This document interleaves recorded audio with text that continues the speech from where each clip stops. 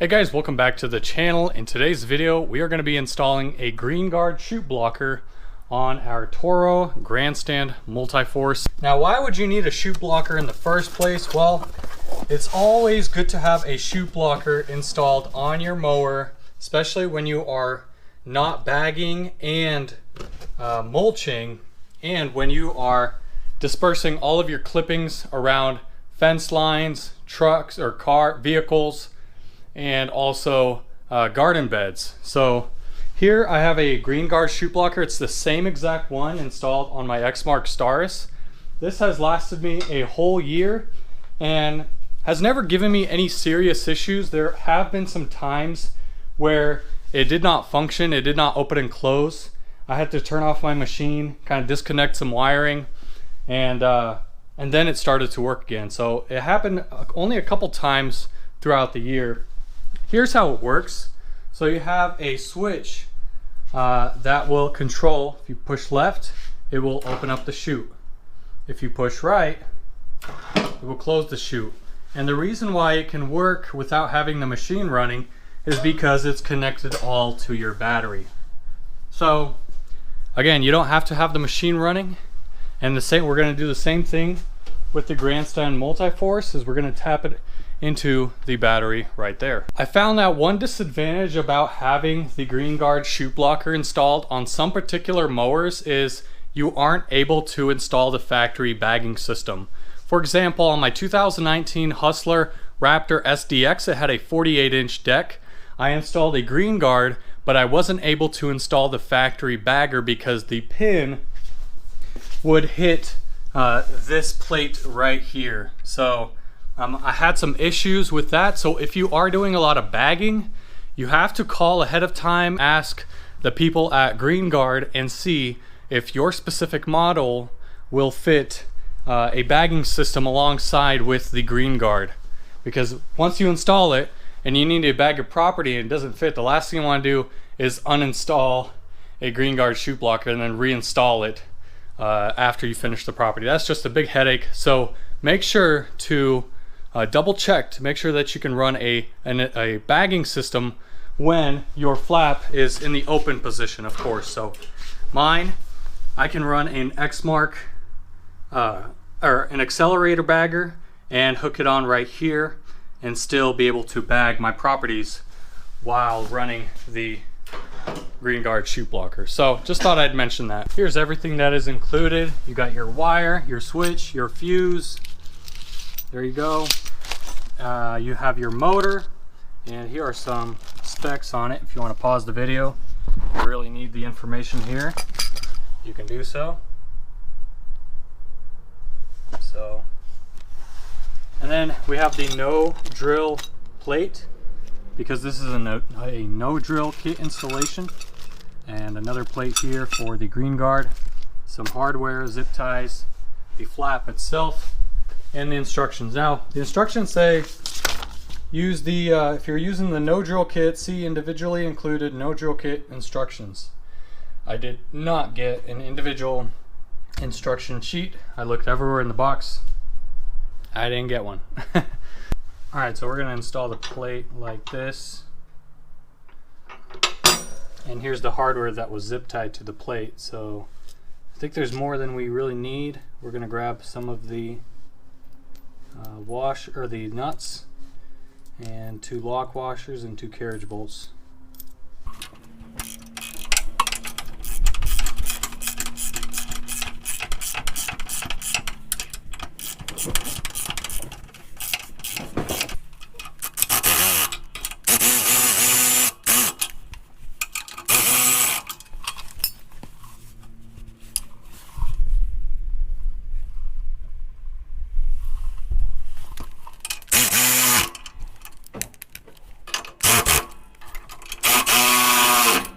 I got it installed to where I fairly need it. Brought the motor down a bit, and as you can see, it's not flush. We might need to put a little bit of a spacer here or something. But if we do install the flap just to this plate here, it's too short. So That's why they give you this. So this plate's gonna go right here, and then we have, you know, an extra 3 inches down where, you know, the rubber is gonna be right here. This piece can be down here, and it'll actually close it off flush. You get what I'm saying?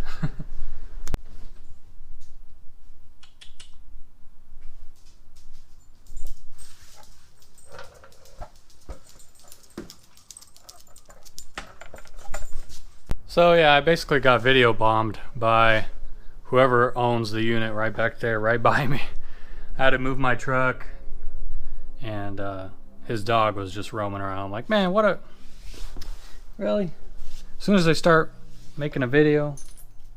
But no, here's where I'm at. I of course need to add some spacers.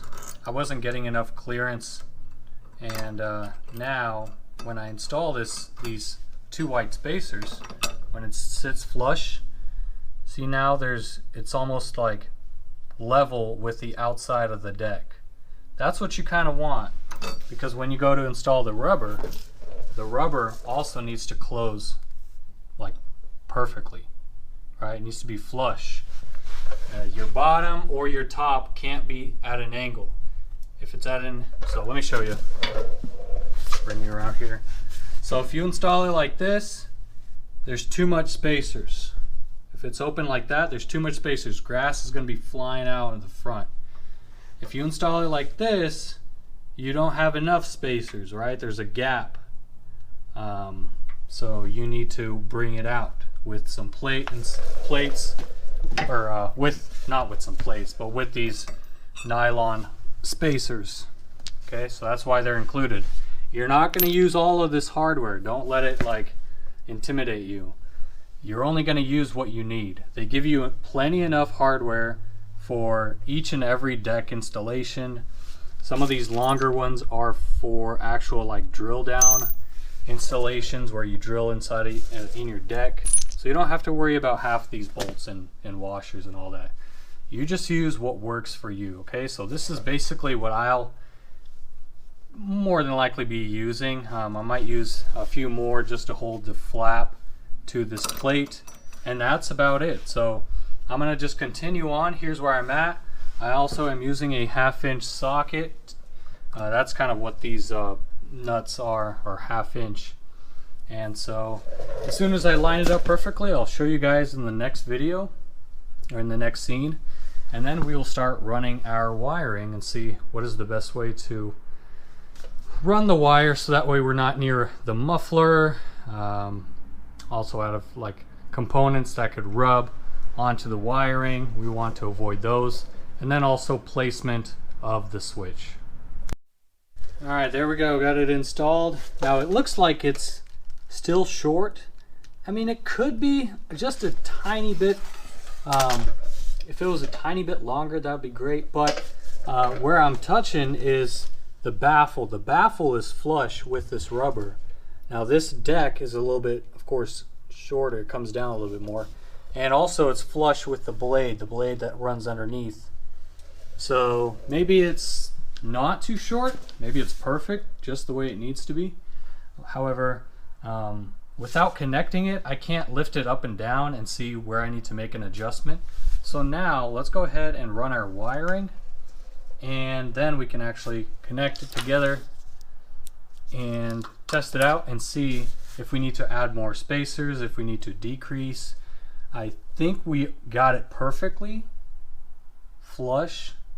However, that can't be decided until we connect the wiring. So let's go ahead and do that. All right, here's where we're at so far. So I went ahead and I worked from top going to bottom. That's just the way I decided on this install. So I installed the switch where I kind of want it. I know some guys like to install it on the handlebars. I tend to operate it like this with my index finger. Some guys I know like to operate it with their thumbs. It's whatever your preference is, whatever works for you, really. You also want to make sure that, you know, you don't have, well, you can't run away from having this bar here unless you install it on the handle. But even if you install it on the handle, it's still going to tap onto this metal. So instead of tapping with this metal here and rubbing up on this handle, I decided to also install it this way with the collar. Now if I had a cutout, like a square cutout right here, I probably would have installed it this way, because as you can see, this this connector has clips here, and if you make a square big enough like this one, you can just take this plate off and this piece that connects to the bar. You can take all that off and just push and slide it into the cutout. Now, I know you are begging to ask me why I didn't install it here. This is for the additional light kit on the Grandstand Multiforce. There's lights that go on the side, flasher strobe lights, and lights that go in the front. And the switch is installed here, so I didn't want to take up the spot because I am getting a light kit. So this is how we installed it on the X-Mark, and I never had any issues with it using my index. I mean, you could still use your thumb if you're going full speed. You could still use your thumb, but if you're going super slow, boom, right there, easy peasy. Now, I had a I either was going to run the wires straight directly through the face of this plate. However, I'm going to try to minimize the amount of wires that go right here. I just kind of want a cleaner look. So I'm going to somehow tuck it underneath these switches and bring it inside here. Now, this is the, all your adjustments for the speed control. You can't have this wire on the right side, or else it's going to rub through. So you need to have it kind of positioned on the left of it. If you have it positioned on the left, it doesn't hit. So I'm going to have to zip tie this wire to the left, because there's really no other pocket or hole.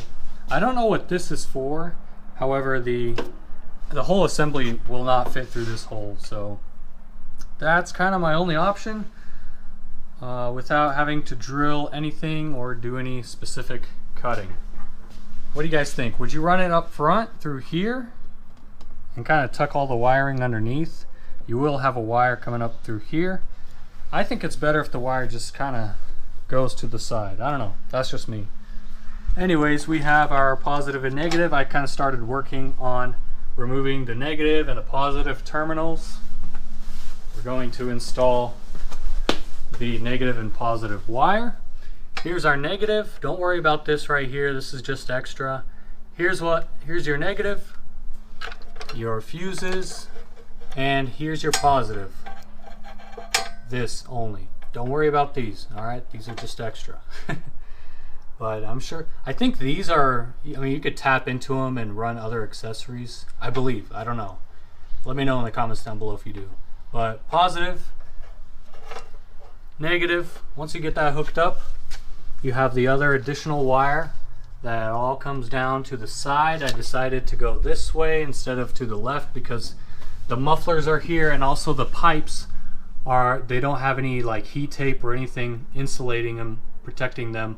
So if we ran the wire down here, it would fry it. More than likely, sometimes, wires, they always like to go up and down, and so this plastic would easily fry out. So we're gonna have to run this wire just alongside here.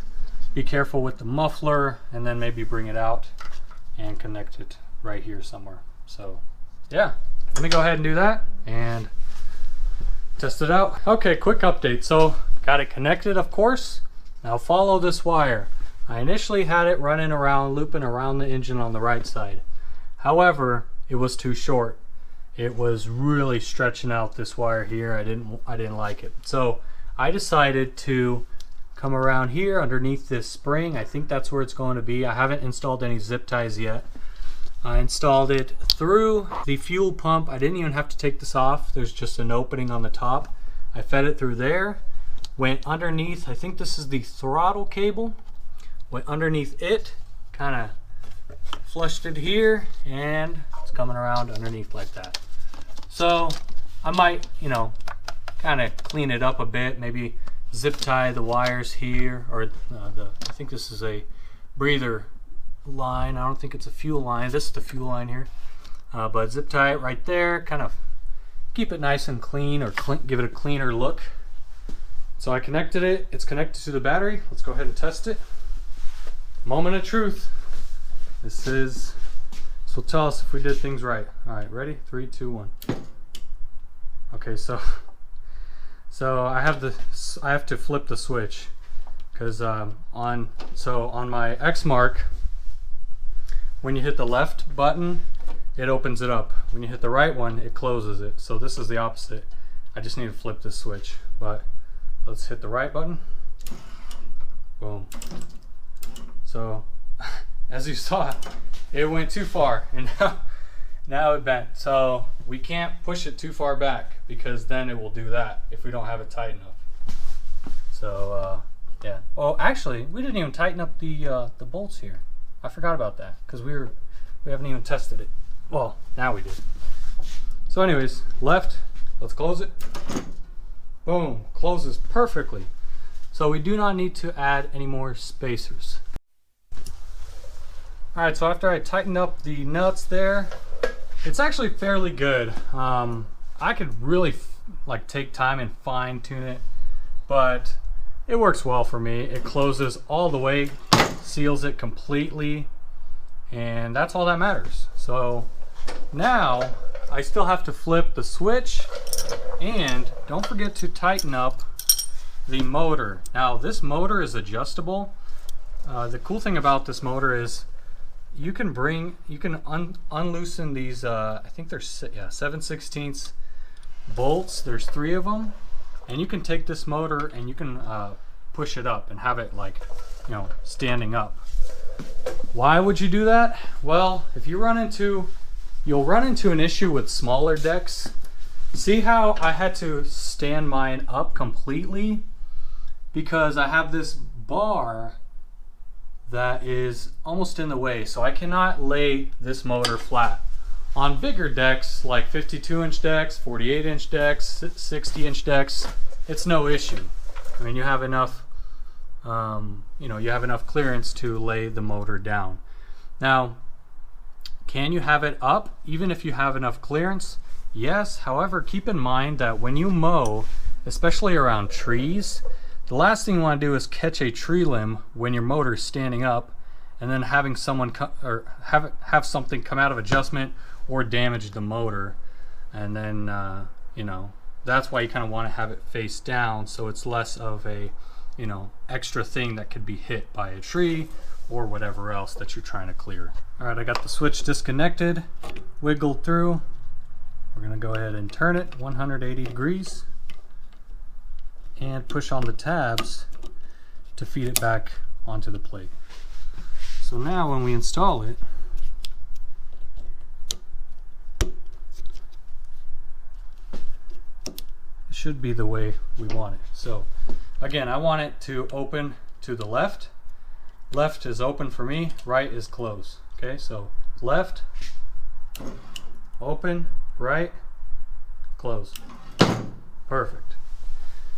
All right, I don't know if I mentioned it, but make sure you tighten up your motor, the 3 bolts here, after you got it positioned either up or down. And then I have it zip tied to the frame here. You want to make sure that you take your adjustment, deck adjustment, height adjustment, and make sure that the wires aren't stretching or causing a crimping anywhere. Then I have it zip tied right here, underneath the throttle cable, underneath this plate right back here. It's holding in place. I didn't even have to zip tie it here because I could, but up here somewhere, but I'm just gonna let it be like that. So yeah, almost done. We have one more thing. Where is it? There it is. So this piece is just a little piece of rubber, 2 little sheets of rubber, and you might guess where we have to install it. So look, when we bring this all the way back, it wants to make contact with the motor. So you gotta find out where it makes contact with that motor.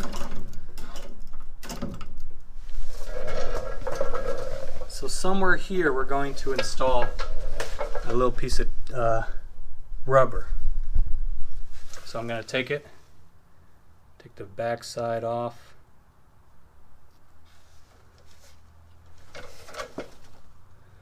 And install it right there. See, now when you fling it open all the way, which you don't really want to fling it open all the way, but if you do, you'll end up hitting the rubber instead of the motor. So it'll rest on the rubber, it'll take some of that impact, and then you can close it when you need to, and the rubber's in place. So why do I prefer an electric chute blocker, or OCDC, operator controlled discharge chute? That's what it stands for. Why do I prefer an electric one over a hand one? Well, I think there's three types. There is an electric one that's operated, powered by your battery via a switch. There's also one that you might have seen guys use that is like a handle style, so it opens up manually with the handle.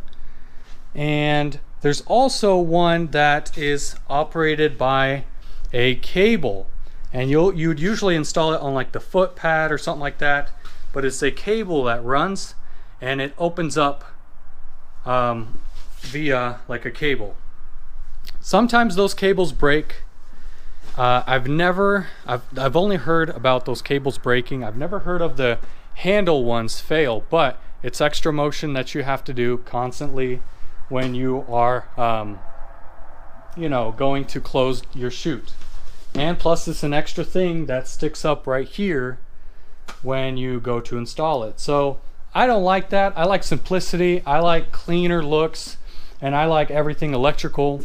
But keep in mind that I'm not saying that this product is perfect. Again, before, when the video just started, I said I had some problems with it in the past, and this is my third Green Guard chute blocker. I get the same ones every single time for each mower, and I've ran into issues before, so they're not perfect either.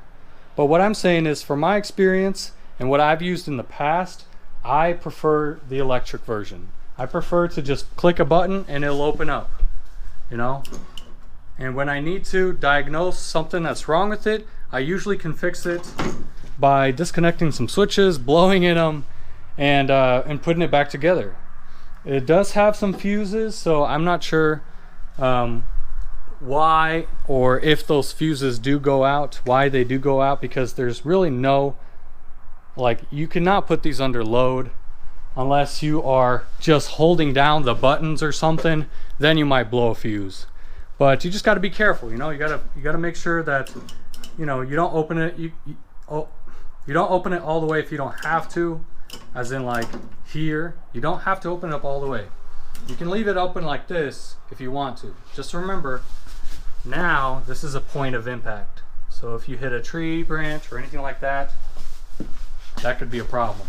So yeah, I mean, I guess it does make sense to run it all the way open and then close it when you need to. Okay, let's also make sure that the accelerator bagger fits on.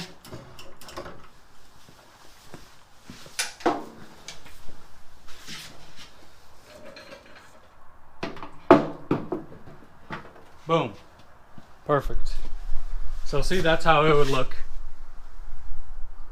on the Toro Multiforce. There's no rod that comes underneath with the accelerator bagger. It just hooks onto your deck, and a pre-drilled hole that's on the deck itself. That's essentially it. Look how much hardware we have left. See, I told you. That's it. You don't need to use all of it. So that's basically it on how to install a Green Guard Slim rubber chute blocker on a Toro Grandstand Multiforce 52-inch deck. So hope you appreciated that. Take care, guys. God bless you. We'll see you in the next one. If you have any questions at all, please feel free to leave them in the comments down below. Take care. God bless you. We'll see you in the next one, and hope you have a great day. All right.